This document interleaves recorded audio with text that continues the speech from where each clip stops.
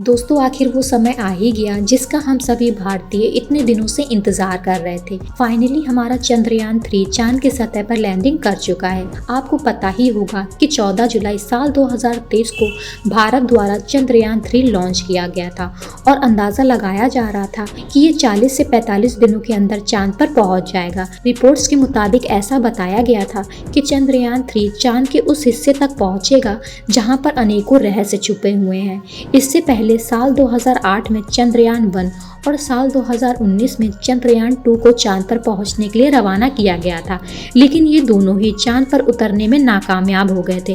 फिर जब चंद्रयान 3 को चांद पर पहुंचने के लिए रवाना किया गया तो हाल ही में चंद्रयान 3 ने चांद के आसपास की कुछ ऐसी तस्वीरें कैद की थी जो लोगों के लिए चर्चा का विषय बनी हुई थी। अगर आप भी चंद्रयान 3 के बारे में विस्तार से जानना चाहते हैं तो हमारे साथ वीडियो के एंड तक बने रहिए। दोस्तों बात है 14 जुलाई साल 2023 की, जब दोपहर के 2:35 पर LBM 3M4 रॉकेट लॉन्च किया गया था और भारत का ये रॉकेट चंद्रयान 3 को अपने साथ लेकर बादलों को चीरता हुआ रवाना हो गया। आपको बता दें, जब ये रॉकेट को लॉन्च किया गया था तो उसकी शुरुआती रफ्तार 1627 किलोमीटर प्रति घंटे की थी और रॉकेट लॉन्च होते ही इसरो के ऑफिशियल चैनल को हजारों लोग देख रहे थे। ये सब देखते हुए सभी भारतीयों का सिर गर्व से ऊंचा हो गया था। चंद्रयान 3 को रवाना करने के लिए सबसे पहले बूस्टर रॉकेट को स्टार्ट किया गया था। फिर रॉकेट स्टार्ट होने के 108 सेकंड बाद 45 किलोमीटर की ऊंचाई पर इसका लिक्विड इंजन स्टार्ट किया गया था, जिससे कि ये रफ्तार 6437 किलोमीटर प्रति घंटे की हो गई थी। सभी वैज्ञानिक रॉकेट पर अपना ध्यान बनाए हुए थे, लेकिन करीब 130 सेकंड के बाद 62 किलोमीटर की ऊंचाई पर पहुंचते ही बूस्टर रॉकेट चंद्रयान 3 से अलग हो गया था। लेकिन फिर भी चंद्रयान 3 चांद की तरफ अपनी यात्रा में आगे बढ़ता गया।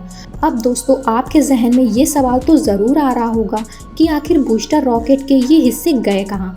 तो आपको बता दें कि चंद्रयान 3 को ले जाने वाले रॉकेट का पहला हिस्सा जो धरती पर गिरा था वो था रॉकेट के निचले हिस्से में किनारों की तरफ लगा स्ट्रैप ऑन।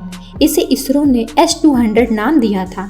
ये रॉकेट से करीब 2 मिनट 60 सेकंड के बाद 62.17 किलोमीटर पर अलग हुआ था और इस स्ट्रैप ऑन की लंबाई 26.22 मीटर थी।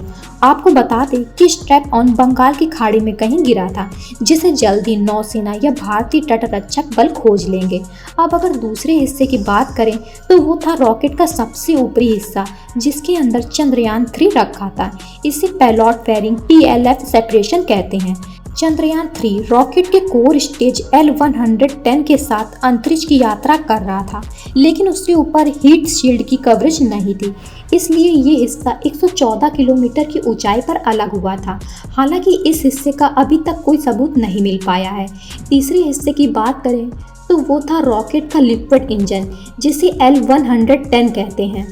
ये रॉकेट का मेन इंजन था। इसने चंद्रयान 3 को 175 किलोमीटर की ऊंचाई पर पहुंचाकर छोड़ दिया था। उस समय रॉकेट को लॉन्च हुए करीब 5 मिनट हुए थे और वो अंतरिक्ष में तैर रहा था और कुछ समय बाद वो धरती के गुरुत्वाकर्षण में आकर जमीन पर ही कहीं गिर गया था। अब अगर इसके चौथे हिस्से की बात करें तो वो था क्रायोजेनिक इंजन, जो कि चंद्रयान 3 को 176.57 किलोमीटर की ऊंचाई तक ले गया था और 15 मिनट बीतने के बाद ही ये इंजन बंद हो गया था। इसरो की रिपोर्ट्स के मुताबिक ये हिस्सा चंद्रयान 3 से अलग होने के बाद अंतरिक्ष में ही कहीं रह गया था और इसे धरती तक पहुंचने में काफ़ी समय लगेगा। इसरो की रिपोर्ट्स के मुताबिक ऐसा बताया जा रहा है कि चंद्रयान 3 चांद पर सॉफ्ट लैंडिंग कर चुका है। हाल ही में कुछ दिनों पहले चंद्रयान 3 को लेकर कुछ ऐसी तस्वीरें भी वायरल हुई थीं, जिनके बाद ये दावा किया जा रहा था कि ये तस्वीरें अंतरिक्ष में चंद्रयान 3 के द्वारा ही खींची गई थी। दोस्तों चंद्रयान 3 ने 5 अगस्त को चंद्रमा की कक्षा में पहुंचकर कई रहस्यमय खुलासे भी किए थे। चंद्रयान 3 ने चंद्रमा के ऑर्बिट में पहुंचकर सबसे पहला मैसेज ये भेजा था कि मैं चंद्रयान 3 हूँ और मैं चंद्रमा की कक्षा में पहुंच गया हूँ, लेकिन मुझे चांद पर गुरुत्वाकर्षण महसूस नहीं हो रहा है। जब ये मैसेज इसरो के वैज्ञानिकों तक पहुंचा तो उनकी खुशी का ठिकाना ही नहीं था। लेकिन चंद्रयान 3 ने कुछ समय बाद ऐसी तस्वीरें भेजी जिसमें ये दिख रहा था कि चंद्रयान की दुनिया बिल्कुल वीराना पड़ी हुई है और वहाँ की ज़मीन गड्ढेनुमा दिख रही थी। दोस्तों, आपके जहन में ये सवाल तो ज़रूर आ रहा होगा कि अगर वहाँ की ज़मीन इतनी ख़राब है तो चंद्रयान 3 कैसे सॉफ्ट लैंडिंग कर पाया।